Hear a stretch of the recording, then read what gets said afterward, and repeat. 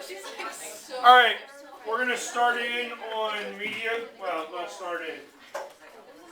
Yesterday was ugly, whatever. So, we're going to talk about media today. All right. First, although we haven't gotten there, right? Like, we have not dealt with constitutional law and civil rights and civil liberties yet. That'll be our next unit. But media is an important part of that because in the First Amendment there's a freedom of the press. Press is commonly referred to as media, okay? Or media is now an extension of what the press used to be, right? So press would have been anything that was written at the time of the Constitution. Now media would encompass a wide variety of formats, but it would still include anything printed, right?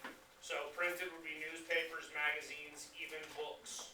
Books would be classified as media if their intent was to inform, right? We go from print to broadcast, that would be radio and then television. And then we go from broadcast to digital, which is what y'all are at right now, which is websites, social media sites, anything on the internet. Okay? Yesterday we should have tried to at least begin to understand the essential nature of media. Media is absolutely necessary to a democracy. We've talked about what is important in democracy already, and what is most important in democracies.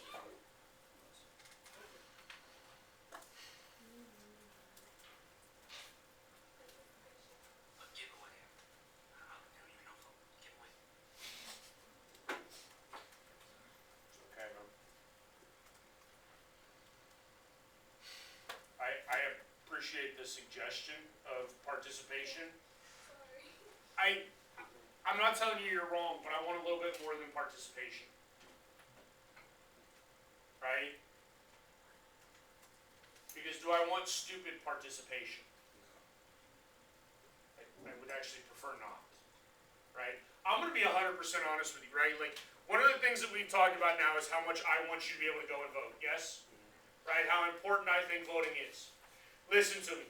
Listen and listen good right now. Right? If you had the right to vote in 2016, right? Had you been 18 at that point, and you went into a polling location, a polling booth, and you voted for Donald Trump, and your rationale was, well, women just aren't fit to be president. You were an idiot and should not vote. Do you understand? Okay, I don't need that level of participation.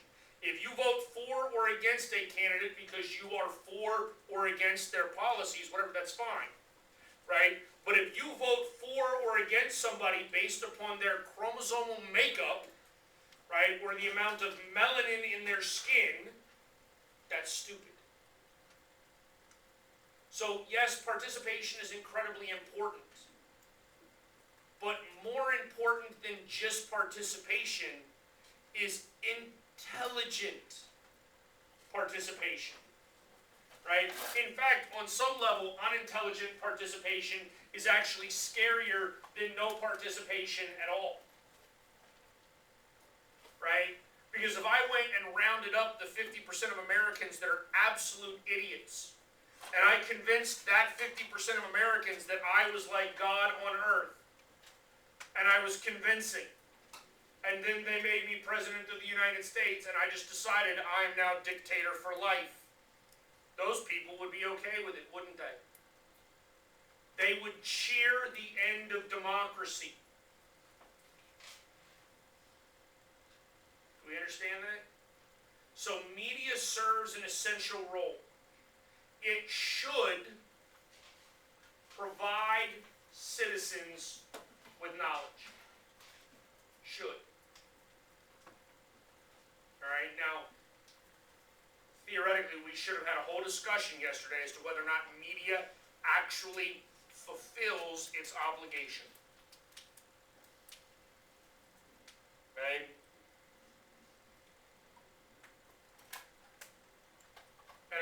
understand that obligations, I use that word very specifically, right? Because do we know what an obligation is? What? No, that would be a requirement. No, and I'm not mad at you saying it. Like, I want you to understand. Y'all realize words matter, yes? Right? And I'm sorry, and this is how I know I'm a terrible human being, right? Because I'll get in an argument with friends of mine and be like, dude, you're being an idiot. They'd be like, why'd you call me an idiot? I didn't call you an idiot, idiot. I said, you're being an idiot. Okay? So, I say obligation. An obligation is not a requirement. A requirement is a requirement. So what's the difference between an obligation and a requirement? Technically an obligation would be optional, right?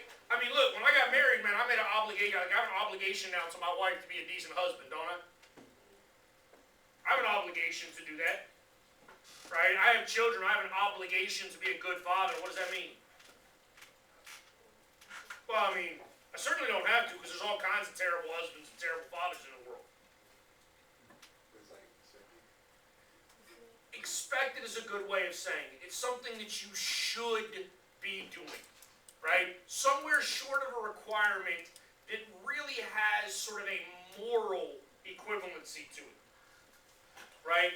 That it's almost a moral requirement rather than a legal requirement. We understand the difference there? Okay. All right. Now again, ideally at some point in time we would have been able to actually discuss whether or not media can or cannot meet this obligation. Whether they even give a rat's hind end about this obligation anymore. All right. Okay. So that is number one. That is their first role. Their predominant role in our society should be to inform us. Okay. Number two, they should operate as a watchdog. All right. We'll talk about that again maybe the end of today or tomorrow when we get to the end of this PowerPoint, right? But the watchdog is just the idea. You understand what a watchdog is, yes? Protects the house. Okay? The watchdog is media. The house is the United States. All right? It's supposed to be notifying us or alerting us when there are threats to our home or our democracy. Okay? Just so we're crystal clear, what is the biggest threat to our democracy?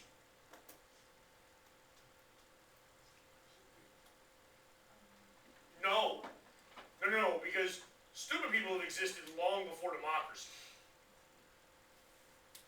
Right? And stupid people in and of themselves really aren't a threat. Like, they just wander around stupid, ignorant in their blissful in their ignorance. What makes stupid people a threat?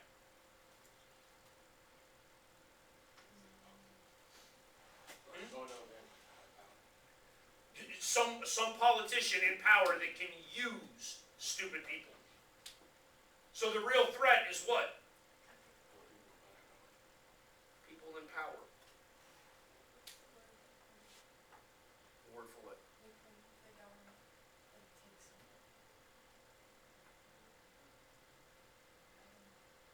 I don't know what you mean when you say like dictatorship, like.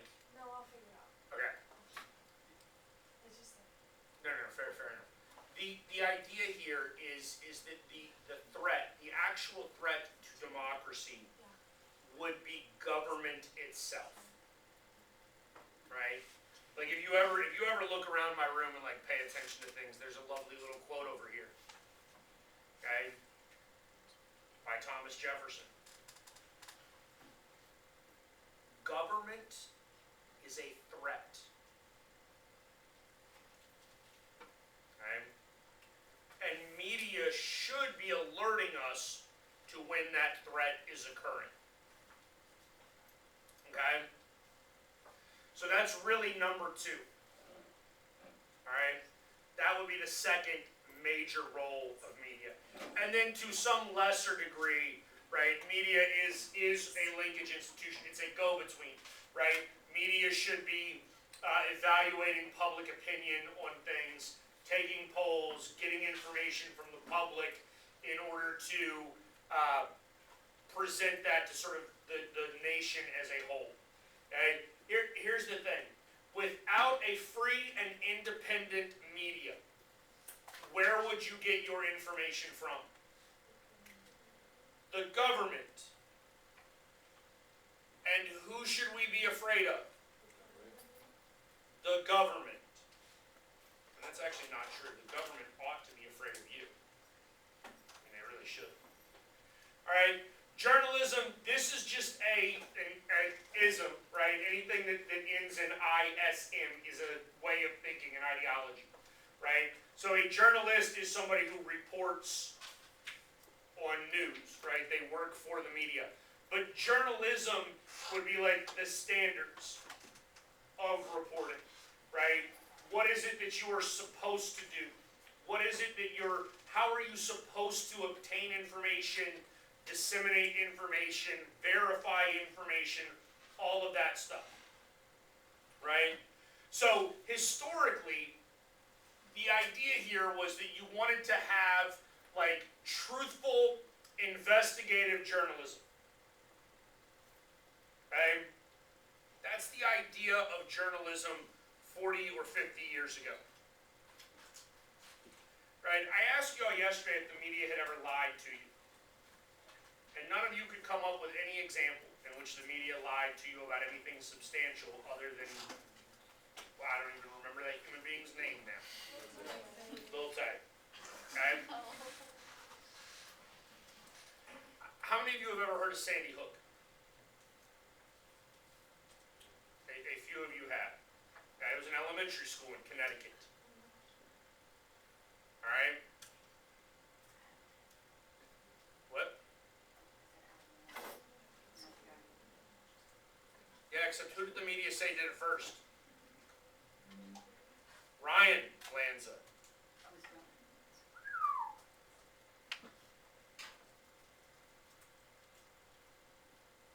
Right?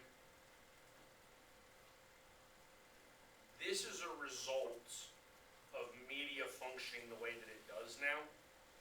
And it's a violation of sort of the journalistic standards that used to exist. Right? Because there were multiple real news outlets. And when I say real news outlets, I do not mean InfoWars. Okay? If you know what InfoWars is, go ahead and just smack yourself in the back of the head. Okay? Because you should not know what InfoWars is. InfoWars is general ridiculousness. It is not real media. Okay? I'm talking about real media, places like CNN, that are identifying the wrong person as a shooter, as a mass murderer. There's no other way to say that. Okay? Right? And so now that person's life is horribly negatively affected because media can't do their job correctly. Alright? So, in order to meet these standards, they should be as accurate as possible. They should be as transparent as possible. Right? And they should be as unbiased as possible. And again, if you actually go back and you look at what the news was 30 or 40 years ago, really, I'm going to tell you this, really pre-CNN. Anybody know when CNN came around? The early 80s. Right? I forget the exact year. We're going to go early 80s. And here's part of the problem. Right? What is CNN? No. What is it? It's a TV channel, yes? Okay, what is on CNN at 11 o'clock at night?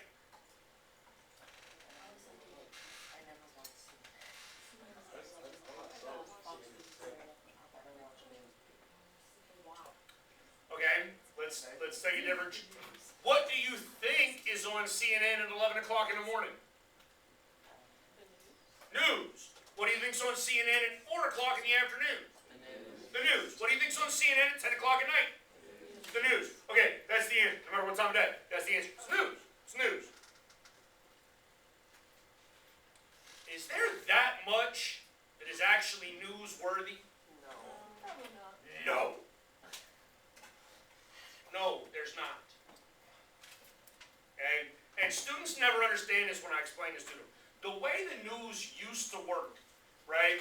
The news used to work like this. At 5 o'clock, right, you would have 30 minutes of local news, and then you would have 30 minutes of national news, and then the news is done for the day. That's it. Right? And the national news was literally some old white dude, right, from the Midwest. Had to be from like Nebraska, right? Because apparently people in Nebraska don't have an accent, right? Because you understand, like, do you actually notice, you know that you're immediately judged based on how you speak? Not upon the quality of your words, but upon the accent in which you pronounce those words. Okay? And I will wholeheartedly admit to this. If you walk up in this room and you sound like you were from New York, I immediately don't like you. I don't like Yankees. I'm joking. I don't mind. Here's what I don't like though. I actually do. I do have a bias. I will admit this to you. I don't like what I consider to be elitists, right? And I associate that accent with elitism because of things that happened to me in my youth. Okay? I grew up in West Virginia where I had a terribly thick, like Appalachian hillbilly accent. Okay? And then I went to high school in California. Oh yeah. And immediately people thought I was dumb. Because of the way I spoke. Right? We do that. There were a whole bunch of people that negatively viewed George Bush, Bush 2, right? Like true Texas Bush. Because he had a very thick Southern accent. Right? He was described as folksy, which is not an intelligent way to describe somebody. Okay? So they would get somebody from like the Midwest that had no accent, right? Because obviously Southerners don't like the New York accent, New Yorkers don't like the Southern accent, right? You get somebody out of the Midwest with no accent, and they would sit there, right, in their like nice suit, and in a very monotone voice, they would just be like, today, President Biden went to Andrews Air Force Base, where he addressed a group of people, of whatever. That's it, right? And to give you an actual example, like they would tell you, like, last week, President Biden went to Michigan, where he met with members of the United Auto Workers who are currently on strike. Like, period. That's it. Okay? It was factual reporting that told you exactly what happened. Right? If you put on CNN today, how do they tell you about that story? It's not about exaggeration.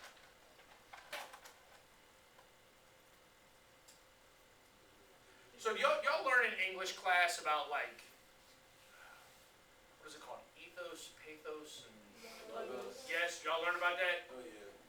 right? What does media do now?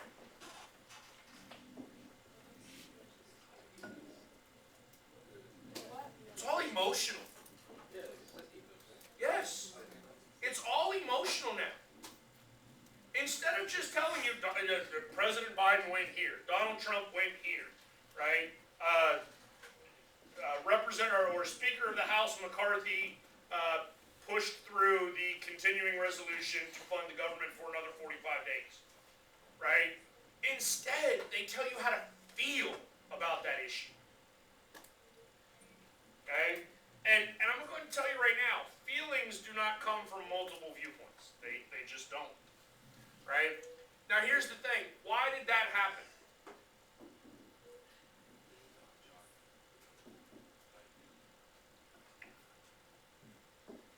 Let me ask you this question.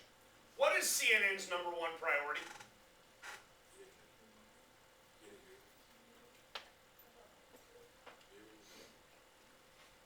Getting viewers. That's their number one priority. What does that do? Money. That's their number one priority. If CNN stops turning a profit, what happens to CNN? It goes away. Do we understand that? So CNN's primary concern now, their number one concern is to turn a profit, right? How do they turn a profit? And some of you already mentioned this. Viewership, yes? Like, you understand how television actually works? The more people that tune into your program, the more you can charge for advertising on that program. Right? What is routinely the most watched program in the United States? Super Bowl, right? The Super Bowl. Right? More Americans watch the Super Bowl than any other event throughout the course of the year. Right? Super Bowl advertisements cost how much? Millions. Companies like Pepsi or Doritos or Toyota or whomever are paying millions of dollars to get your attention for 30 seconds. Millions. Okay? Because the Super Bowl has a large viewership, right? Large number of viewers. Okay, so if you are CNN, the more viewers you can pull in, the more you can charge for advertising. The more you can charge for advertising, the more money you make. We understand that? Okay? That's it. Plain and simple. Okay? We have for-profit media organizations. Now, I need you to understand, that sounds terrible, doesn't it? Right? Because at that point, if CNN's predominant concern is to increase viewership, how are they going to do that?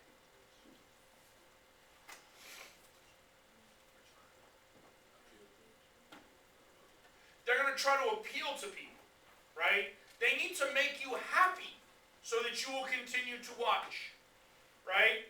How do they make you happy?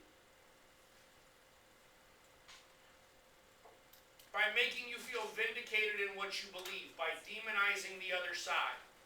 And make no mistake, both sides do this, right? I don't care whether you're talking about right-wing media or left-wing media, they both do it. They both demonize the other one, right? Now, interestingly enough, when you actually get into the psychology of some of this stuff, what is a stronger emotion, love or hate? Hate. Negative emotions are actually significantly stronger emotions, right? Which is why media actually spends so much time not like trying to make you feel good about what you believe, right? But trying to present to you all of the horribleness of the other side so that you can feel vindicated in your hatred. Then you couple that with fear, because that is another incredibly strong emotion, right? Like if you are a Democrat, oh my God, if Donald Trump becomes the next president of the United States, if Donald Trump wins in 2024, democracy will end. They tell you that. Will democracy end? Probably not. Probably not.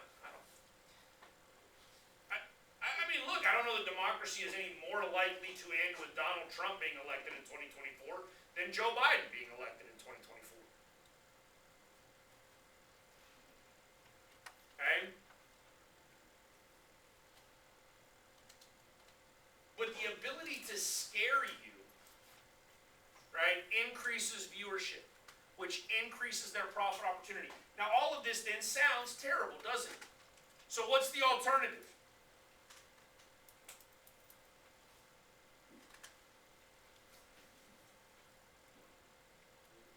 If the alternative is not for profit, then the alternative must be non-profit. That's it. Those are the only two options, right?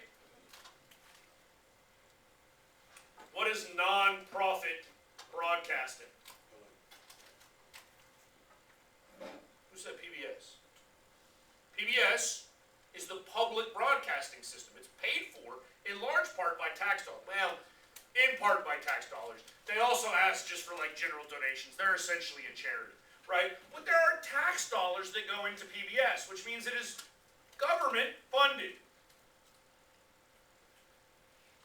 But we just talked about how a government funded media is also not good, didn't we? Yes? Right? Because in a government funded media, I don't have the independence, and then whatever is being presented is what the government wants presented, and then all of a sudden, there's no opportunity for dissent, there's no opportunity for discourse. You're just forced to accept whatever it is that the media has told you, right? All right, media ownership. So this is another thing that has gone in tandem with profits, right? At this point in American culture, history, society, whatever, right? The vast majority of our media companies, right, are owned by like 3 entities, right? But you realize that ABC and ESPN are owned by the same company, yes?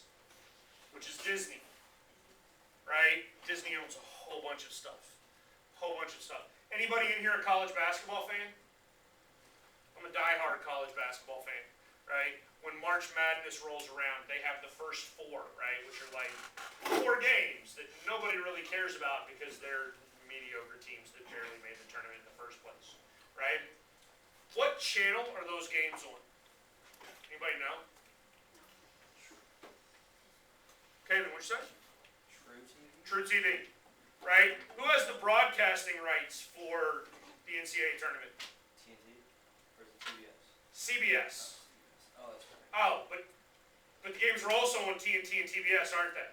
Why? Streaming other stuff? They're all owned by the same company. Right? And then the national championships on CBS.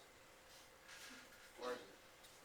So the Final Four, the semifinal and the final is all on CBS. I want to say last year, the Sweet 16 was TBS and I TNT, think so. and it was not on CBS at all, right? And then like the first 2 rounds, no, well not the first one, the round of 64 and the round of 32 are CBS, TNT, TBS, and True TV. Because there's always 4 games going on at a time, right? But this should give you an idea about like media monopolies, right? This is why you now see, I think somebody mentioned HBO Max in here the other day, right? Okay, maybe it was a different class. I don't remember. But Max has like Discovery and HGTV and all sorts. Like there's just weird channels that are all now owned by the same corporations. All right. So we have what are called conglomerates. Right.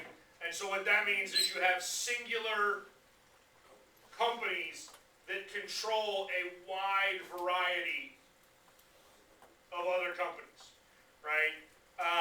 So Comcast, for instance, controls NBC, which controls a whole bunch. Disney has ABC and ESPN and a whole bunch, right? AT&T has Warner Media, which is CNN, right? All sorts of things like that. So we've seen the consolidation of media companies, and this is even worse now with print media, right, with newspapers, because newspapers are going the way of the dodo, right? How many of you still get a newspaper delivered to your home every morning? 1?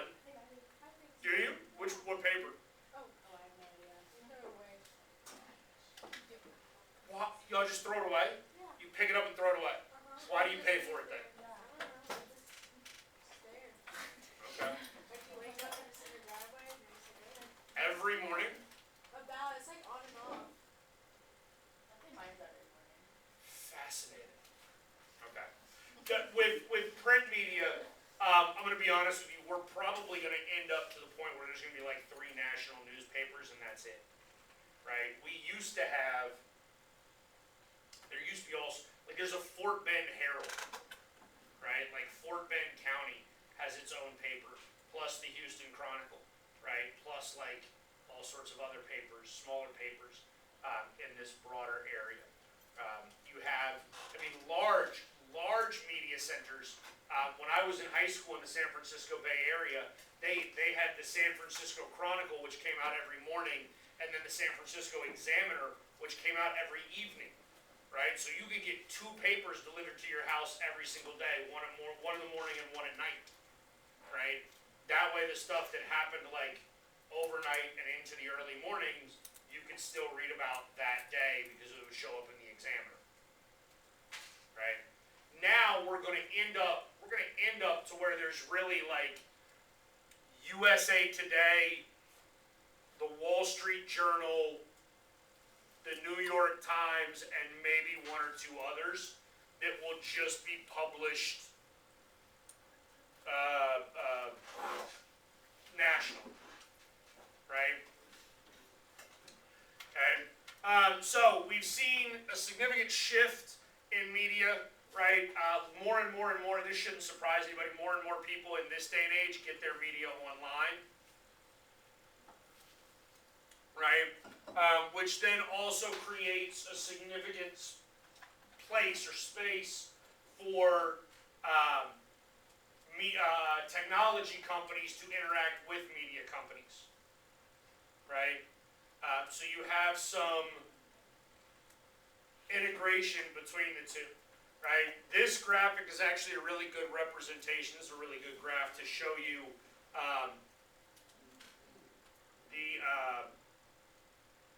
I lost the word. Generations, sorry. Generations and sort of where they're getting their news from, right? And how that has changed over the course of time, right? Digital media has less standards than typical journalism. Although, interestingly enough, do you know what it takes to become a journalist today?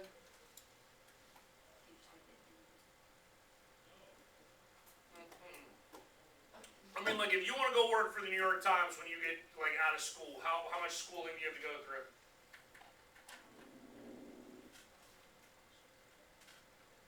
Oh, God, you better have at least a bachelor's degree in journalism. At least. Right? Maybe a master's degree to go work for the New York Times. Right? In the 1960s, what did it take to work for the New York Times? Just about, like, you have a high school diploma, right? Like, if you could graduate from high school and you could write at a high school level, you could work for the New York Times. Which means, interestingly enough, while the educational requirements and standards have gone up, right, the actual, like, standards have sort of decreased, especially once you get outside of more traditional journalistic entities. Okay?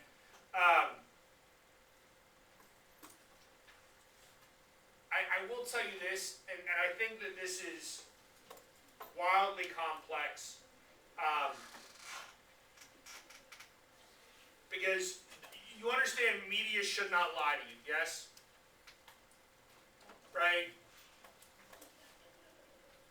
If you turned on CNN or Fox News, you should, I don't know that you do, but you should have some faith that what you are hearing is factually accurate, yes? Would you agree with that statement?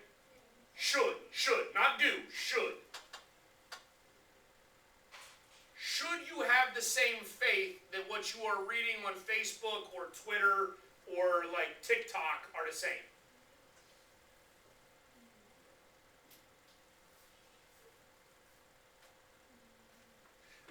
I'm asking a question. There's no right answer. Okay? Should, not do, but should you have the same faith, right? Because we're all saying we should have faith that CNN and Fox News and CBS News are all reporting accurate information? Yes? Should. Should we have the same level of faith that what you are seeing on Facebook is accurate?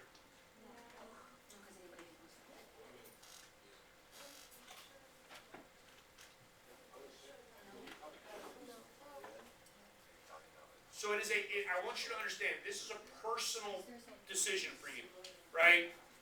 This is just a choice that you have as to whether or not you think you should have that authority, right?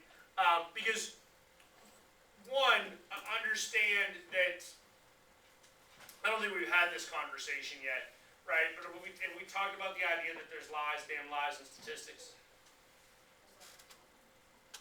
No? Y'all are looking at me like you're confused. Lies, damn lies, and statistics. Never heard that. What is a lie? What's a white lie? Oh, like, no, honey, that dress doesn't make you look fat. Right? That would be a white lie, yes? Okay? No, honey, I'm not sleeping with that woman. That would be a damn lie, yes? Okay? So then what are statistics? The numbers, charts, graphs, etc. Are statistics always accurate? No. Because here's the thing, and this is where this gets wildly complex, right? Because if I posted on social media right now that I think my year is correct, in January of 2019 there were 32 school shootings. Right? I think the year is correct, the month it was definitely in January. Right? 32 school shootings. That sounds horrible, doesn't it? That is horrible, right? Right? Is that an accurate statistic? Yes. I mean, it's an accurate statistic if you explain how you're coming up with your statistics. Right? Kid shoots out the window of a school bus that's parked at night with a BB gun. Is that a school shooting? No. Yes, it is. Okay? A community college that trains police officers has an accidental firearm from a cadet. No one is injured. Is that a school shooting? Yes, it is. When you come up with the 32 school shootings in 1 month, yes, that's how you get to 32. Right? 45-year-old man drives to the elementary school parking lot on the weekend and commits suicide with a handgun. School shooting. Right? Now you understand then that, like, telling you that there were 32 school shootings in 1 month, all of you are just like devastated, right? Like, oh my God, we're not going to make it out the end of the semester. Okay? But here's the thing, if I go and post that on Facebook, did I lie? No. Did I mislead you? Yeah. You don't think that's misleading? Oh, I thought you said no. You know, I would argue that that's misleading, right? And so this gets into some really complex issues, because theoretically, Fox News, CBS, NBC, ABC, they should not mislead you, right? But how do you maintain the same standards or expectations for private citizens on social media? Can you or should you be able to do that?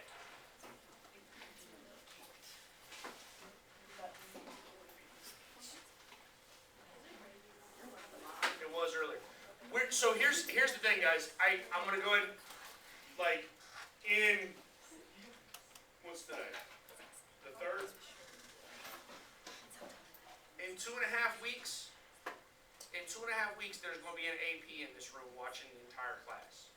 Right, like for 45 minutes, because I picked y'all to do my formal observational language. No, I might be regretting that now. y'all don't talk during discussions. We're going to discuss free speech. But here's the thing, because I want you to, because this is all going to come right back around, right? Can I provide accurate but misleading information on social media? You can. Can social media stop me from doing that? Like, so now the little Twitter thing where it's like, this information is not accurate. Okay, what if Twitter, sure, Twitter can do that. I've actually, that's happened to me. Because I post things that are meant to be jokes. Social media has no sense of humor, right? That are meant to be jokes. That, you know. Like the drop down box, that's like, this tweet is the, No, but then it's like that this is not a factually accurate statement. Like, no kidding. It's called satire. It's not meant to be factually accurate, right? But you realize that social media comes. We know this once Elon Musk took over Twitter, right? It's not just that they're like, hey, this might not be accurate or this might be misleading. They take it and they bury it so that other people are not seeing it. People that even like your friends or your followers are not seeing it because it gets buried because the social media company has decided that it's not accurate or right or whatever. Can they do that? Is that a violation of my free speech? Like this is part of what we're going to start talking about, and that I want you to understand. All right. I'm going to run through these real quick, just because they're basically definitions, right? When we go back, traditional media is print. That's anything that's like written down on paper, right? Anything that's written down on paper. A lot of our print media is now, that's the oldest, right? Because the printing press was invented in the 15th century or whatever, right? Many of these are either A, shutting down, or B, figuring out how to go digital, right? How to have some sort of digital revenue, right? And this just shows you over the course of like every 2 years how much money they've been making online versus how much money they've been making in print, and how that is shifting, right? Broadcast media is the second type. This is anything that goes over like radio waves, airwaves, right? It is broadcast, okay? So it is transmitted, right? And then people like take that in their home and it's ingested that way, right? Radio obviously comes first, right? Radio comes out of after basically World War I, right? And FDR in the 1930s utilizes radio in order to tell people like, oh, you don't have anything to fear, everything will be okay. By the time we get into the 1950s and 60s, we move into television. Television becomes a much more, a much larger part of media. Then by the 1990s, there's a resurgence in radio, specifically talk radio, amongst specifically right-wing or conservative ideologies, right? The belief is at this time that the liberal, or the broadcast media has become very liberal, and so radio waves are meant to provide an alternative voice, right? And then we get digital media, which is really anything that is online. Obviously, by generation, it should not surprise you. The younger you are, the more likely you are to engage in digital media. The older you are, like I'm pretty sure my grandparents don't even have the internet at their house. Right? I mean, it doesn't help they live in West Virginia, but you get my point. All right, have a good day. Thank you.